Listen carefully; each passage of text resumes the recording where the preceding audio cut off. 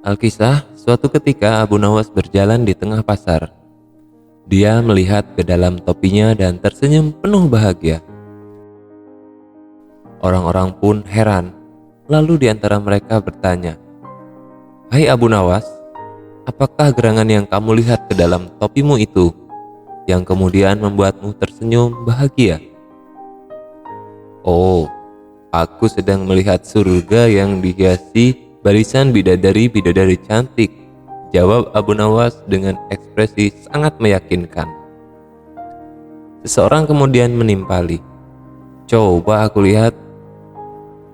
Abu Nawas kemudian menjawab, "Tapi saya tidak yakin kamu bisa melihat seperti apa yang saya lihat." "Mengapa?" jawab mereka serempak karena sama-sama semakin penasaran. "Karena hanya orang beriman dan beramal soleh sajalah yang bisa melihat surga dan bidadarinya di topi ini," jawab Abu Nawas. "Coba aku lihat," kata seseorang. "Silahkan."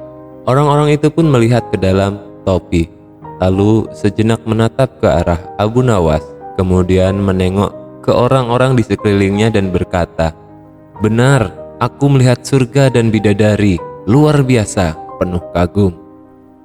Orang-orang pun heboh ingin menyaksikan surga dan bidadari di dalam topi Abu Nawas. Namun Abu Nawas mewanti-wanti bahwa hanya orang beriman dan beramal soleh saja yang bisa melihatnya. Dari sekian banyak yang melihat ke dalam topi itu, banyak yang mengaku melihat surga dan bidadari, tetapi banyak juga yang tidak bisa melihat sama sekali. Mereka yang tidak bisa melihat berkesimpulan bahwa Abu Nawas telah berbohong.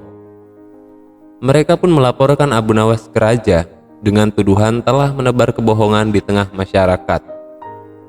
Akhirnya, Abu Nawas dipanggil menghadap raja untuk diadili. "Benarkah jika seseorang melihat ke dalam topimu, ia bisa melihat surga dan bidadarinya?" tanya raja.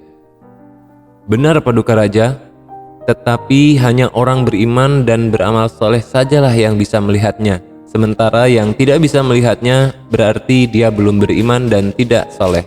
Kalau Paduka Raja mau menyaksikannya sendiri silahkan," jawab Abu Nawas.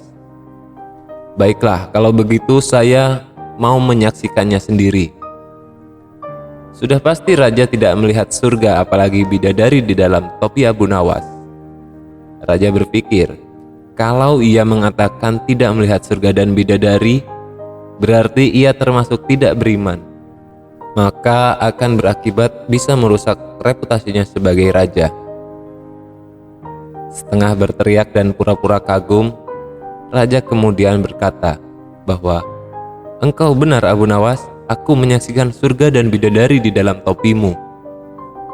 Rakyat yang menyaksikan reaksi raja itu lalu diam 1000 bahasa, dan tak ada lagi yang berani membantah Abu Nawas.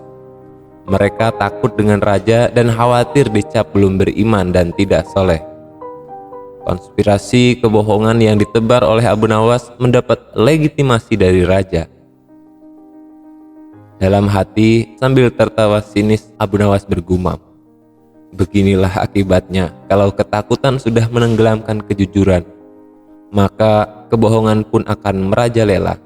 Ketika keberanian lenyap dan ketakutan telah menenggelamkan kejujuran, maka kebohongan akan melenggang kangkung sebagai sesuatu yang benar." Ketakutan untuk berbicara jujur juga karena faktor gengsi. Gengsi dianggap belum beriman atau dengan alibi dan alasan lainnya. Padahal label gengsi itu hanyalah rekayasa opini publik yang dipenuhi dengan kebohongan. Kepercayaan diri sebagai pribadi yang mandiri untuk berkomitmen pada kebenaran berdasarkan prinsip kejujuran telah dirontokkan oleh kekhawatiran label status yang sesungguhnya sangat subjektif dan semu. Kecerdikan konspirasi atau kebohongan opini publik Abu Nawas telah menumbangkan kebenaran dan kejujuran. Akhirnya, kecerdasan tanpa kejujuran dan keberanian takluk di bawah kecerdikan yang dilakonkan dengan penuh keberanian dan kepercayaan diri, meskipun itu adalah kebohongan yang nyata. Kasus legitimasi kebohongan versi Abu Nawas bisa saja terjadi di sekitar kita, tentu dengan aneka versinya.